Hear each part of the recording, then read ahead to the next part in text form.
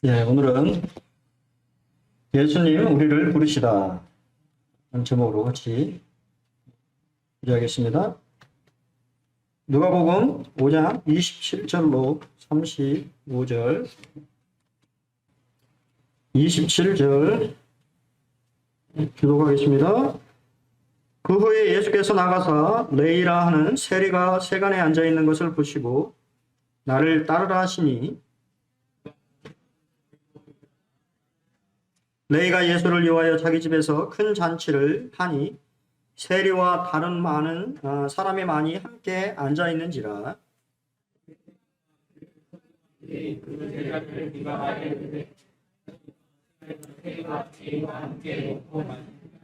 예수께서 대답하여 이르시되 건강한 자에게는 의사가 쓸데없고 병든 자에게라야 쓸데 있나니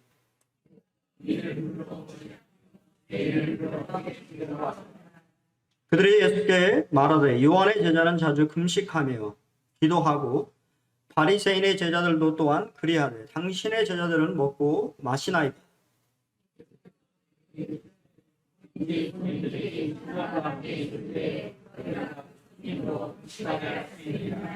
그러나 그날에 이르러 그들이 신랑을 빼앗기리니 그날에는 금식할 것이니라. 원래는 세 가지 비유까지 이렇게 같이 해야 되는데 좀 시간이 이렇게 다 안 돼서 여기까지 준비했습니다. 우리는 이제 예수님의 초청을 보게 되는데요. 예수님은 어떠한 사람을 부르시는가요? 사실 우리 같은 사람을 부르시죠. 우리가 예수님의 부름을 받았습니다. 예수님은 그 사람을 보십니다. 많은 사람이 있지만 예수님은 그 사람. 그렇죠? 그 당시에 많은 사람이 있었겠지요. 하지만 예수님은 세간에 앉아있는 세리인 레이를 보셨습니다. 예수님을 보셨다라고 하는 그 말은 그냥 우리가 일반적으로 보는 것을 의미하지 않고 주목해서 본다라고 하는 것을 의미합니다. 우리가 동일한 이 다른 성경의 마가복음에 보면 2장 14절에 레이의 아버지의 이름이 알페오인 것을 알려주고 있고 동일하게 예수님이 보셨다라고 하는 말이 언급되어 있고요. 우리가 잘 아는 대로 레이는 마태죠. 마태라는 사람인데 자신이 쓴 마태복음에서 레이라고 안 하고 마태라고 하는 이름을 언급하면서 이 마태라고 하는 이름은 하나님의 선물이라고 하는 뜻을 가지고 있습니다. 어떻게 보면 하나님의 선물을 받은 자기 자신을 레이라고 안 하고 마태라고 표현하면서 동일하게 그가 이렇게 세간에 앉아 있고 예수님이 보셨다라고 하는 것을 말하고 있고 또 재밌는 것은 이 누가복음과 마가복음에서는 그가 직업이 세리라고 하는 것을 말하고 있는데 마태복음에서는 자신의 직업이 세리다라고 하는 것을 말하고 있지 않다라고 하는 것은 그가 세리라고 하는 직업에 대해서 조금은 부끄러움을 느끼고 있다라고 하는 것을 우리가 생각해 볼 수 있고요. 그럼에도 불구하고 그 다음 장인 10장에서 예수님의 이 12 사도들에 대해서 언급하면서 자신이 세리라고 하는 것을 이렇게 살짝 언급합니다. 그래서 세리, 마태 이렇게 이야기하는 것을 보게 됩니다. 예수님은 세리라고 하는 직업을 가지고 있는 이 마태, 레이를 주목해 보셨다라고 하는 것이. 그리고 여러분의 인생도 마찬가지로 인생의 가운데 예수님이 여러분들의 삶을 이렇게 보셨습니다. 그리고 여러분을 부르셨다라고 하는 것이에요. 예수님은 어떠한 사람을 부르시느냐? 자신이 죄인인 줄을 아는 사람을 부르십니다. 마태는 자신이 큰 죄인이라고 하는 것을 알고 있었어요. 또한 자신만 알고 있는 것이 아니라 모든 사람이 그가 죄인인 것을 알고 있었습니다. 왜냐하면 우리가 세리라고 하는 직업은 그 당시에 로마 당국으로부터 독점권을 이게 샀습니다. 그래서 어떤 특정 지역에 세간이라고 하는 자릿세를 이렇게 사서 돈을 이렇게 사서 그런 권리를 사는 것이고, 또 그 당시의 기준으로 볼 때 그는 가버나움에서 가장 악한 자요 비열한 죄인이며 동족으로부터 돈을 짜내는 로마 제국과 헤롯 가문의 앞잡이였습니다. 우리가 이렇게 쉽게 와닿지 않은데요. 우리가 친일파 생각하시면 되겠습니다. 친일파 순사 그 정도 되는 역할을 하던 것이 세리였어요. 그래서 우리가 로마복음에 보면 이 세리들도 동일하게 침례 요한에게 침례를 받으려고 이렇게 나아갈 때 침례 요한이 얘기를 하죠. 부가한 것 외에는 거두지 말라. 그 말은 무슨 말이에요? 부가한 것 외에 거뒀다라고 하는 것이 뒷주머니를 많이 차던 사람들이었다.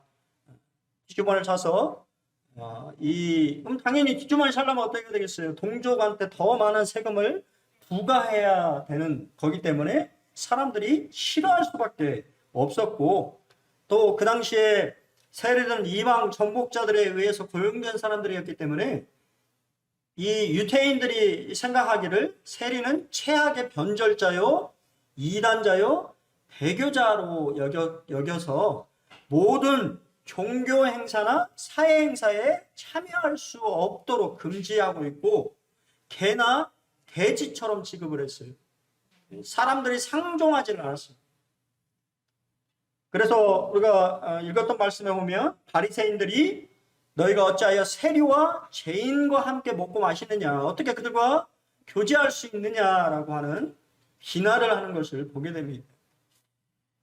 아직도 우리나라도 마찬가지죠. 친일파에 대한 그러한 안 좋은 그런 감정들을 많이 가지고 있는 것들을 보게 되는데요. 이 레이, 마태라고 하는 사람이 사실 그러한 사람이었다고 하는 것을 우리가 생각해 볼 수 있고, 그런 정서상으로 봤을 때 마태는 자신이 죄인이라고 하는 것을 너무도 뼈저리 느끼고 있었습니다. 하지만 그의 마음속에는 그러한 삶을 버리고 싶은 마음이 있었던 것이죠. 이제는 새로운 삶을 사기를 원하고 있었다라고 하는 걸 보게 됩니다. 하나님 어떠한 사람을 부르십니까? 죄악된 삶을 버리기를 원하는 사람을 부르시는 것이죠. 이 마태복음에 보면 마태는 그 말을 이렇게 못했던 것 같아요. 나를 따르라 하시니 그냥 일어나 따랐다라고만 간단하게 서술하고 있는데, 마가나 누가는 그가 모든 것을 버리고 일어났다라고 언급하고 있습니다. 주님이 없는 복음이라는 책에서 존 네거다 목사는 이렇게 우리에게 그 상황에 대해서 설명해 줍니다. 마태는 너무나 겸손해 자신에 대해 그 말을 하지 못했다. 그러나 누가는 할 수 있었다. 이는 마태의 회심의 성격에 대해 많은 것을 말해준다. 그는 큰 값을 지불했다. 아마 어느 제자보다도 많은 값을 지불했을 것이다. 예수님을 따른 어부는 언제든지 고기잡이 생활로 돌아갈 수 있었다. 우리가 그걸 보잖아요. 많이 그냥 예수님 십자가에 돌아가서 고기 잡으러 갔잖아요. 그러나 자신의 자리를 버린 세리는 그것으로 끝이었다. 그 독점권을 포기한다라고 하는 것은 당연히 그 자리에 다른 사람을 집어넣는 것이죠. 사실 이 마태는 모든 것을 버린 것입니다. 자신의 모든 삶의 터전을 버리고 예수님의 부르심에 응한 것이죠. 나를 따르라. 이것은 현재 능동 명령입니다.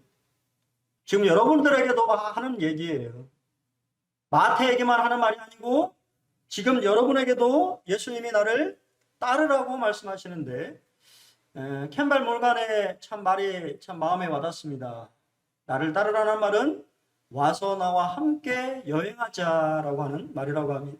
여러분 여행 좋아하시나요? 예. 코로나 때문에 뭐 이렇게 여러분가 계획을 잘 못하고 계시는데 그래도 계획들을 하고 계실 줄을 참 믿는데, 여행 참 좋지요. 가족들과 함께 여행 가는 거 참 좋습니다. 우리 주님이 여러분들 그렇게 추천하시는 겁니다. 나랑 함께 여행을 하자. 우리 철로역정이라고 하는 그러한 책에 보면 그죠? 하늘성 천국을 향해서 여행을 가는 것처럼 이 순례길에 우리 주님이 우리와 함께 동행하자고 말씀을 하시는 것입니다. 여러분 잘 동행하고 계십니까? 우리 주님과 함께 여행하고 계신가요? 아니면 다른 길로 빠져서 다른 길에 이렇게 다른 것에 눈치를 보면서 또 그것에 현혹되어서 그 길을 잃어버리지는 우리 주님을 또 잃어버리지는 않았나? 한번 생각해 보십시오. 우리 주님은 여전히 나를 따르라고 여러분들에게 말씀하십니다. 영국의 한 광고회사가 큰 상을 내걸고 전 국민을 대상으로 스코틀랜드의 에든버러에서 런던까지 가장 빠른 시간에 갈 수 있는 방법을 묻는 퀴즈를 냈습니다. 워낙 상품이 컸기 때문에 많은 사람이 응모했습니다. 비행기가 가장 빠르다느니 기차를 타고 오다가 어느 시점에서 버스로 갈아타는 게 가장 빠른 방법이라느니 새벽에 지름길로 승용차를 운전하고 오면 가장 빠르다느니 등 사람들은 서로 자기들의 방법이 가장 빠르다고 주장하면서 이렇게 얘기를 했는데요. 그런데 결국 상을 탄 사람이 있었는데 그 사람의 답은 사랑하는 사람과 함께 간다는 것이었습니다. 사랑하는 사람과 함께라면 아무리 먼 길이라도 무척 가깝게 느껴지는 것입니다. 이것이 사랑의 거리 계산법이라고 합니다. 여행이라고 하는 것이죠. 만만치 않은 사람과 가면 얼마나 불편합니까? 하지만 마음에 맞는 가족들이나 또 사랑하는 사람과 함께 간다고 한다는 것은 참 설레고 또 기쁘고 또 함께하고 싶은 그런 마음이 드는 것이죠. 아가서 2장에 13절에 무화과 나무에는 푸른 열매가 익었고 포도나무는 꽃을 피워 향기를 토하는구나. 나의 사랑, 나의 어여쁜 자야, 일어나서 함께 가자고 우리 주님이 여러분을 초청하십니다. 우리 주님과 함께 하는 그 삶에는 뭐라고요? 열매가 가득 맺히고 향기가 이렇게 그냥 우리 그런 얘기 하잖아요. 뭔 얘기합니까? 신혼부부들한테 그런 얘기 하지 않습니까? 그죠? 깨소금이 난다느니 아니면 참기름 냄새가 난다느니 그런 얘기를 하는 것처럼 우리 주님과 함께 동행하는 삶이 향기가 나는 그러한 삶이기를 참 소원해 봅니다. 여러분의 삶이 주님과 함께 하면서 그러한 삶이 되기를 원하고 또 주님이 여러분들과 함께 여행하자고 함께 가자고 여러분에게 이렇게 말을 합니다. 예수님은 세 가지 것을 성취하셨는데 첫째, 예수님은 잃어버린 영혼을 구원하셨습니다. 죄인이었던 마태라고 하는 인물을 구원하셨고 또한 그를 제자로 삼으셨습니다. 근데 그것이 단지 그에게만 일까요? 아닙니다. 여러분도 주님의 제자로 부르셨다라고 하는 것입니다. 또한 세 번째는 예수님을 증거할 새로운 기회를 그에게 주셨습니다. 예전에는 그러한 삶을 살지 못했지만 이제는 예수님을 증거할 수 있는, 예수님을 위해 살아갈 수 있는 기회를, 새로운 삶을 그에게 허락해 주신 것입니다. 그것은 마태뿐만 아니라 우리와도 동일한 것이지요. 예수님의 초청에 대한 마태의 반응은 어땠을까요? 우리가 방금 읽었던 데처럼 그는 큰 잔치를 베풀었습니다. 예수를 위하여. 참 어제 우리 사실은 우리 기옥자매님이 어제 참 옥수수를 성도님들을 위하여서 따가지고 우리 유서 형제님이 또 그 땡볕에서 베끼셔가지고 성도님들을 초청을 했는데 많이 안 오셨더라고요. 저도 못 갔습니다. 저도 토요일날은 웬만하면 이렇게 잘 그렇게 안 가려고 제가 이제 말씀에만 좀 집중하려고 웬만하면 이제 안 하는데 이렇게 마음에 이게 있었는데 또 저희 집사람이 또 가가지고 얻어왔어요. 그래서 방금 단 제가 별로 옥수수 별로 안 좋아하는데 옥수수 너무 맛있더라고요. 그래 손 대접하려고 하는 그런 마음이 참 감사가 되잖아요. 그런 마음이 마태에게 있었던 거예요. 자신을 구원하신 어느 누구도 사실은 그와 교제하기를 원하지 않는 그러한 죄인인 마태가 예수님의 부르심을, 그 당시에 가장 어떻게 보면 유명한 인물이었던 거죠. 소문이 이미 퍼졌지 않습니까? 예수님에 대한 소문이 퍼져 있었어요. 그 예수님이 마태에게 손을 내미시고 나를 따라오라고 이렇게 하셨을 때 마태뿐만 아니라 주변에 있는 사람들 모두 다 놀랐을 것입니다. 그런 마태는 예수님을 위해서 잔치를 베푸셨어요. 왜냐하면 예수님을 기쁘게 해드리고 싶었기 때문에.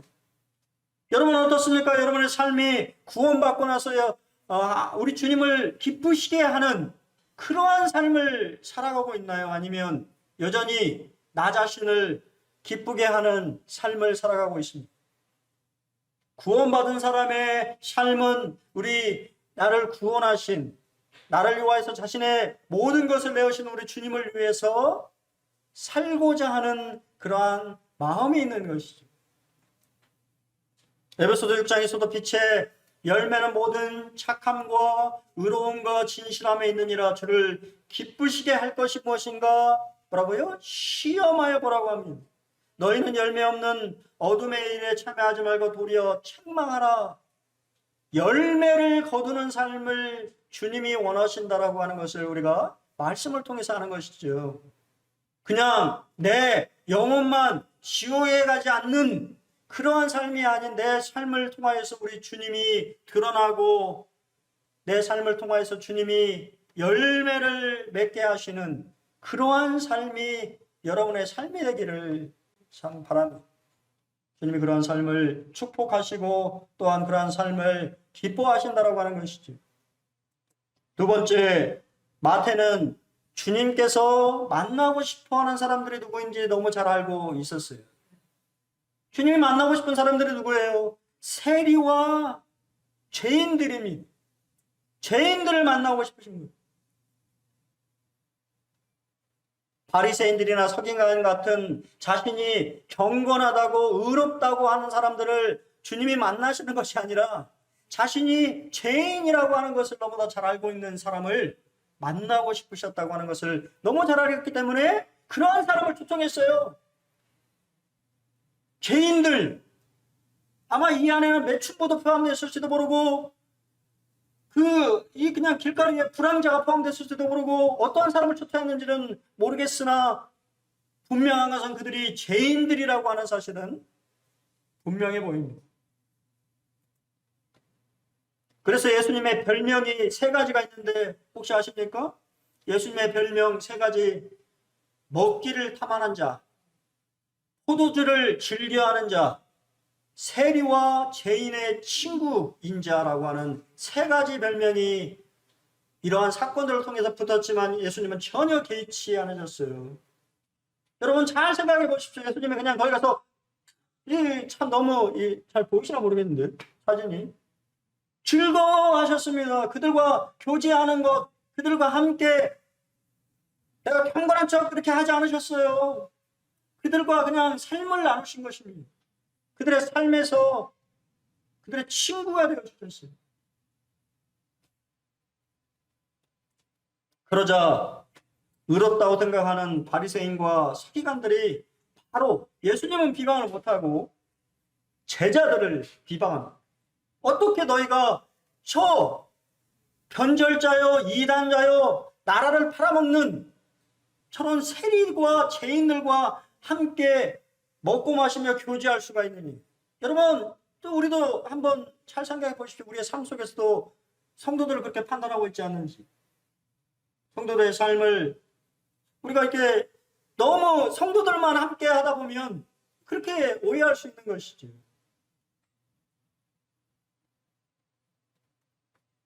그러자 예수님이 두 가지 그림 언어를 통해서 그러한 상황에 대해서 설명을 해줍니다. 첫 번째는 자신이 위대한 의사로 오셨다라고 하는 것을 말해요. 건강한 자에게는 의사가 쓸데없고 병든 자에게는 쓸데있다. 그게 무슨 말이에요? 지금 병자들이 있다는 그러니까 지금 이 세리와 죄인들은 다 병든 사람들이라고 하는 것이에요. 내가 의사로서 병든 것을 어떻게 봤는데 그것을 고쳐주지 않겠느냐? 너네들은 분명히 맞다. 진단을 했다. 죄인이 맞다. 이 사람들이 죄인이야. 근데 너네들은 왜 못 고치? 나는 위대한 의사로서 이 병든 자들을 고쳐주기 위해서 온 것이다 라고 예수님은 말해주는 것입니다. 존 메가다는 세 가지를 통해서 그들의 반박했다고 말합니다. 첫째, 예수님은 인간의 경험의 호소에 죄인을, 의사를 필요하는 병자에 부여하셨습니다. 의사가 환자를 찾아가는 것은 당연한 일입니다. 지금은 환자가 의사를 찾아가는 시대이지만 예수님 당시에는 의사가 환자를 찾아가던 시대입니다. 그러니까 내가 당연히 병든 자가 있는 곳에 있는 것이 당연하다고 말씀하시는 것이죠. 두 번째, 예수님은 성경을 근거로 바리새인의 교만을 맹렬히 공격하셨어요. 누가복음에는 없습니다만 마태복음판에는 너희는 가서 내가 긍휼을 원하고 제사를 원하지 아니하노라 하신 뜻이 무엇인지를 배우라고 말씀하십니다. 하나님이 원하시는 것은 긍휼이에요. 불쌍히 여기는 마음. 이 말은 랍비들이 마땅히 알아야 할 것을 모르는 학생들을 책망할 때 사용되는 말이래요. 너는 기본도 모르니? 아까 방심의 대통령님이 얘기하셨죠. 기본기를 하다가 다쳤다고 그랬어요. 이게 그런 말이에요. 바리새인들과 서기관들에게 야, 너는 기본도 모르냐? 기본이 뭡니까? 율법에는 하나님의 마음, 정신이 담겨 있다고 말이에요. 우리가 이제 계속 살펴볼 텐데 우리가 문자에 너무 집착하면 안 된다고 하는 것입니다. 하나님의 말씀, 그 문자에는 하나님의 마음, 왜 그렇게 말씀하셨는지를 고민해 봐야 돼요. 근데 전혀 그런 고민을 바리새인과 서기관들은 하지 않았어요. 주님은 긍휼을 원하시는 것입니다. 긍휼이 빠진 형식과 의식은 하나님 앞에 아무것도 아닌 것입니다. 셋째, 예수님 자신의 신적 권위에 근거해서 바리새인들을 눌러버렸습니다. 나는 의인을 부르러 온 것이야. 내가 이 땅에 온 것은 죄인을 부르려고 왔다. 죄인을 만나려고 왔다고 그분의 이 땅에 오신 목적을 설명하십니다. 최근 거예요. 근데 조금 올랐더라고요. 국내 코로나 치명률의 변화입니다. 작년에 치명률이 1.49%, 그리고 5월 달까지는 0.69%였는데 지금 델타 변이가 확산이 되면서 제가 정확히 보았는데 1.16인가 14인가 뭐 그 정도, 한 1 정도 됩니다. 우리나라에 사는 것이 여러분 얼마나 감사한지 몰라요. 지금 저도 어제 특파원 보고를 보면서 라마공이 아십니까? 라마공이 난리가 났어요. 사회체제가 다 무너졌습니다. 약탈을 해가지고 뭐 LG 뭐 공장부터 시작해가지고 다 약탈을 했어요. 그리고 약탈만 한 게 아니라 불을 다 질렀는데 문제는 그 이유가 코로나 때문입니다. 코로나가 너무 확산이 돼서 봉쇄를 하니까 먹고 살 수가 없으니까 약탈을 하는 것이에요. 사회 시스템 자체가 다 무너져서 심지어 경찰도 군인도 약탈에 동참해가지고 물건 훔치고 있는 모습을 참 바라보면서 인도네시아는 지금 사람을 매장할 수 있는 땅이 없어가지고 막 무덤 공동묘지를 더 늘리고 있대요. 하루에 사망자가 1200명씩 발생되고 있어요. 델타 변이 때문에, 인도에서 발생된 델타 변이 때문에 그것을 막지 못해서 지금 난리가 아니에요. 여러분 이렇게 지금 편안하게 앉아 계신 이 시간에 저 지구 반대편에는 코로나 때문에 우리는 1밖에 안 되지만 거기서는 10이 넘는 거예요. 확진되면 거의 치료도 못 받고 병원도 참 끔찍하더라고요. 병원에도 못 가가지고 길바닥에 쓰러져 죽어있는 코로나 환자가 있어요. 인도네시아 같은 데. 그런데 그거보다 더 무서운 게 있지. 치명률 100%. 뭔지 아십니까? 재병이에요. 재병은 치명률이 100%예요.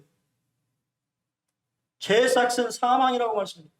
예수님은 이 재병을 치료하고 오신 위대한 의사이십니다. 왜 죄인을 만나나요? 그들의 재병을 치료하기 위해서인 거예요.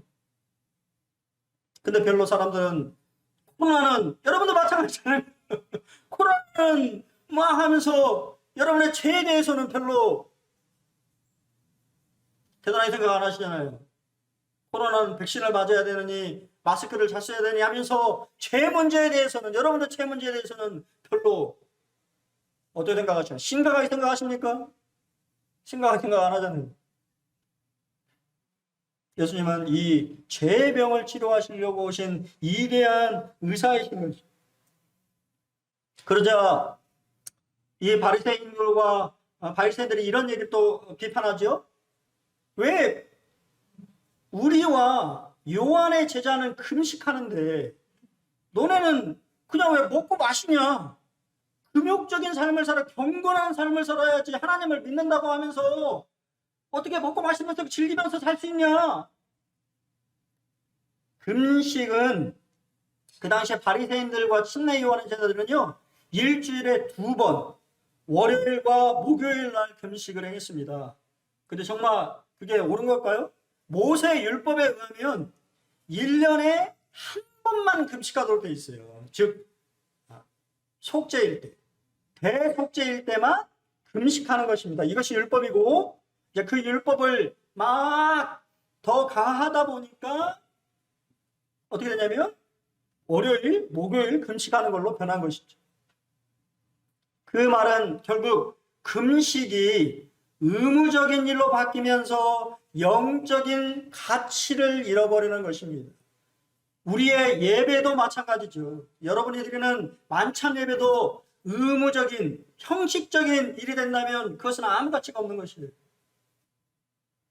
그렇기 때문에 우리가 날마다 우리의 마음을 새롭게 함으로 주님 앞에 나와야 되는 것이지. 그랬을 때 그것이 진정한 예배가 되는 것입니다. 그러자 예수님이 어떻게 그들을 말씀하십니까? 신랑이라고 하는 이미지를 통해서 말씀하십니다. 야, 너네들 혼인집 가가지고 이렇게 맛있는 음식들이 차려지고 있는데 거기서 금식할 수 있니? 금식할 수 없지. 신랑과 함께 있을 때는 어떻게 해야 돼요? 먹고 마시며 즐거워하는 것이 너무도 당연하다라고 하는 것이에요. 어떻게 금식할 수 있니? 금식할 수 없다라고 하는 것이에요. 그럼 여러분, 오늘날에도 금식 기도를 해야 할까요?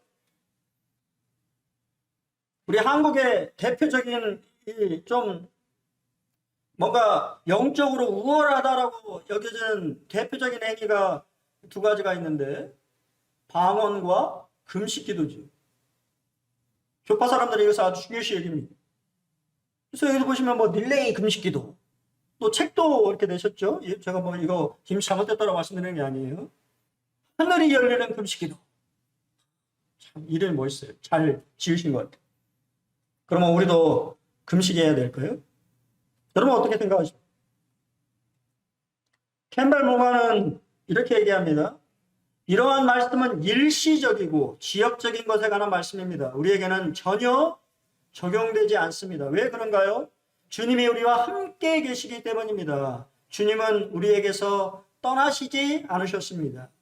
그 말씀에 적용되는 시간은 십자가에서 부활까지의 며칠뿐이며 그것보다는 더 덜한 정도로 부활 때부터 오순절 때까지만 그 말씀이 적용되는 것입니다.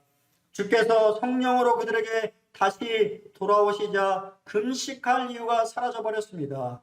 주님은 이 일을 염두에 두고 이 말씀을 하셨을 것입니다. 케멜모가는 좀 이렇게 극단으로 이렇게 해석을 하셨습니다. 예수님은 광야에서 사역을 준비하시면서 40일을 금식하셨습니다. 그러나 그 이후에 복음서에 금식하셨다는 것은 기록이 없어요.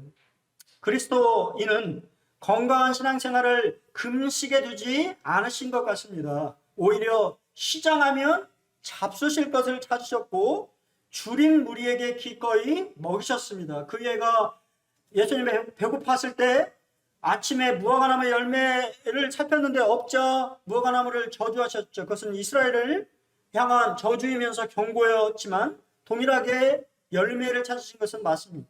또한 배고파하는 무리들을 향해서 오병이어의 기적을 베푸셨고 예수님 또한 배고프셨기 때문에 드셨을 것이에요. 또한 제자들과 뭐 하셨어요? 최후의 만찬을 통해서, 만찬이라는 게 우리가 이렇게 지금 떡 떼는 게 아니에요. 식사하는 겁니다. 제자들과 함께 마지막 식사를 하셨어요. 또한 부활하신 후에 제자들이 다 물고기 잡으러 갔을 때 예수님은 디베라 호숫가에 조반을 만들고 계셨어요. 금식하신 것이 아니고. 또한 초대교회에 우리가 잘 아는 것처럼 교회에 행해진 일들 중에 떡을 떼며 교제했다라고 하는 것은 아까도 말씀드린 것처럼 우리가 지금 이렇게 떡 그냥 조그만씩 떼는 것이 아니고 식사를 했다라고 하는 것을 말하는 것이죠. 신약에서 금식을 하라고 명령하지는 않고 있습니다. 하지만 행할 것을 기대하고 있는 것을 보게 돼요. 사도행전 13장 1절에 보면 최초로 선교사를 파송하는 안디옥 교회의 모습을 통해서 안디옥 교회가 금식하면서 그들에게 안수하는 것을 우리가 볼 수가 있어요. 그렇죠? 또한 사도행 14장에 보면 각 교회 장로들을 택해서 금식 기도하며 그들이 믿는 주께 그들을 위탁했다고 말하고 있습니다. 여기서 동일하게 금식이 언급되고 있습니다. 자, 그 말은 정리해보면 금식은 자신의 영성을 드러내기 위함이 아니라 하나님께 더 가까이 나아가고 그분의 인도하심을 구하기 위함이라는 것이죠. 그러므로 금식의 동기와 자세는 중요하고 금식의 때와 길이와 빈도는 뭐라고요? 자발적이라고 하는 거예요. 선택적이라고 하는 것이야. 할 수도 있고 하지 않을 수도 있는 것입니다. 그것이 하나의 명령이 아니라고 하는 것입니다. 성경 어디에도 금식하라는 말을 찾아볼 수 없습니다. 신약 성경에서. 리셋이라고 하는 저서 김간선이라는 분이 참 잘 썼어요. 금식이 아닌 잔치의 삶을 살라. 금식이 필요할 때가 있습니다. 그러나 그리스도인은 대체로 잔치하듯 기쁘게 살아야 합니다. 그리스도인은 고난이 와도 죽음이 닥쳤을 때도 감사하며 잔치의 삶을 살아야 합니다. 예수님도 이 세상을 사시는 동안 가난하고 소외된 이들과 식탁 규제를 즐겨 나누셨습니다. 어떤 경우에도 근심하거나 비장한 자세로 임하기보다는 잔치하듯 평안하고 즐거운 삶을 살기를 원하셨습니다. 만일 죄를 짓고 주님을 놓쳤다면 금식할 일입니다. 그러나 일반적인 상황이라면 잔치하듯 살라는 것입니다. 여러분 잔치하듯 살고 있습니까? 예수님과 함께하는 삶은 잔치하는 삶이에요. 그래서 예수님과 함께하는 삶은 기쁜 것입니다. 기뻐하라고 하는 명령 때문에 기쁜 것이 아니고 주님의 나라와 함께한다고 하는 동행한다는 것 자체가 기쁜 거예요. 그래서 그 얼굴에 뭐가 있는 거예요? 기쁨이 있는 것입니다. 그래서 성도의 얼굴에는 기쁨의 빛이, 즐거움의 빛이 있어야 된다는 것이에요. 여러분, 우리는 장례식에 참여하고 있는 것이 아니에요. 잔치집에 초청을 받은 것입니다. 예수님 여러분들을 잔치집으로 초청하셨어요. 그분의 혼인잔치에 여러분들을 초청하셨습니다. 그것도 신부로. 근데 신부가 우울해하면 되겠습니다. 우리 며칠 전에 우리 참 제가 우리 인천에 있는 형님들을 참 존경하는 이유가 인천에 우리 이 형님 이렇게 두 분이 계시는데 그 가정에 딸들이 너무 이뻐요. 제가 봐도 이쁩니다. 딸들이 다 이뻐. 두 가정 다 딸들이 너무 이쁜데 그러다 보니까 그 형님들이 다 이렇게 세우신 게 빨리 결혼시켜버려요. 아마 그 참에도 아마 정확히 제가 나이 기억 안 나지만 20대 아마 중반도 안 됐을 거예요. 대학 졸업하고 이제 얼마 사회생활 안 했으니까 뭐 아마 25, 26이나 먹었나? 근데 신부 입장 다 하는데요. 얼굴에 이렇게 미소가 있더라고요. 보통은 뭐 이렇게 신부 입장하면 이렇게 하는데, 어려서 그런가. 막 웃으면서 들어가는데, 저는 좋더라고요, 기분이. 잔치 기분 기쁜 거지. 그러기 위해서 결혼하는 거 아닌가요? 죽으러 가는 거 아니잖아요. 근데 죽으러 가는 것처럼 결혼하면 그것은 뭔가 삶을 다 사는 것처럼 이게 아니잖아요. 뭔가 기쁨이 있고 기대가 있고 즐거움이 있고 뭐 그런 걸로 결혼하는 거잖아요. 친구가 이렇게 기뻐하는 모습이 저는 너무 보기 좋고 잘 살았으면 참 좋겠다라고 하는 생각이 제 마음에 들었습니다.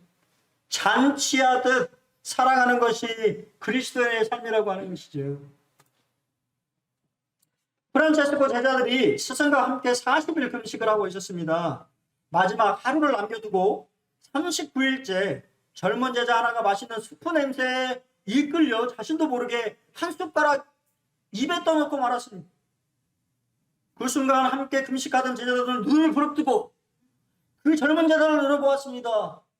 그리고 스승이 그를 엄히 꾸짖기를 바라면서 스승을 딱 쳐다보는데 그 스승은 젊은 제자를 엄히 꾸짖는 대신에 제자가 먹던 수프를 천천히 떠먹고 이렇게 말을 했다고 합니다. 우리가 금식을 하며 기도를 드리는 것은 예수님의 성품을 본받아 서로가 서로를 참으며 사랑하며 아끼자는 것입니다. 저 젊은이가 유혹을 이기지 못하고 수프를 떠먹은 것은 죄가 아닙니다. 하지만 그를 정죄하고 배척하는 여러분이야말로 지금 큰 죄를 짓고 있습니다. 굶으면서 서로 미워하는 것보다 실컷 먹고 살아가는 것이 더 낫습니다. 아멘. 저는 아멘이 되더라고요. 왜? 저는 별로 금식을 안 하거든요. 배고프면 예민해지고 못 참는 사람의 제가 기질의 사람이에요. 아멘이 됐어요. 굶으면서 서로 미워하는 것보다 실컷 먹고 살아가는 것이 더 낫습니다, 여러분. 하지만 필요할 때는 금식하실 필요가 있어요. 정말 여러분에게 하나님 앞에 간절히 배대야 될 그러한 일이 있다면 금식하시기 바랍니다. 하지만 그렇지 않다고 한다면 잔치하듯 살기를 바랍니다. 적용입니다. 우리는 예수님으로부터 부르심을 받았습니다. 우리는 예수님을 위하여 부르심을 받았습니다. 우리는 순종을 위하여 부르심을 받았습니다. 우리는 섬김을 위하여 부르심을 받았습니다. 우리는 단순한 삶을 위하여 부르심을 받았습니다. 우리는 고난을 위하여 부르심을 받았습니다. 우리는 은혜로 부르심을 받았습니다. 하나님께서 여러분을 부르셨어요. 어떠한 목적으로 여러분을 부르셨는지는 저는 잘 알지 못하지만 여러분을 부르신 분은 주님이시라고 하는 것이 이 교회에 필요하기 때문에 여러분을 부르셨어요. 그것이 섬김일 수도 있고 또 다른 누군가를 격려하고 위로하고 건의하는 일일 수도 있고 또 저처럼 말씀을 가르치며 교제하는 그러한 일일 수도 있습니다. 하나님의 부르심과 그 은사에는 결코 후회하심이 없다고 주님 말씀하셨습니다. 여러분을 부르신 주님의 그 부르심에 여러분이 순종하셨고 지금 이 자리에 계십니다. 또한 여러분을 부르십니다. 나를 따라오라고. 나와 함께 여행하자고. 그리고 나와 함께 잔치와 같은 그리스도인의 삶을 살자고 여러분을 초청하고 계십니다. 그 말씀 여러분은 어떻게 응답하시겠습니까? 마태는 모든 것을 다 버려두고 그분을 쫓아 함께 여행하는 삶을 선택했습니다. 그리고 큰 잔치를 베푸시고 또한 그의 죽어가는 친구들을 초청함으로 하나님의 뜻을 이루는 동역자가 되었습니다. 여러분은 여러분의 부르심에 어떻게 응답하시겠습니까? 한 주도 주님이 여러분을 부르시는 그 부름에 순종하심으로 큰 축복이 여러분의 삶 가운데 함께 하시기를 기도하겠습니다. 감사합니다.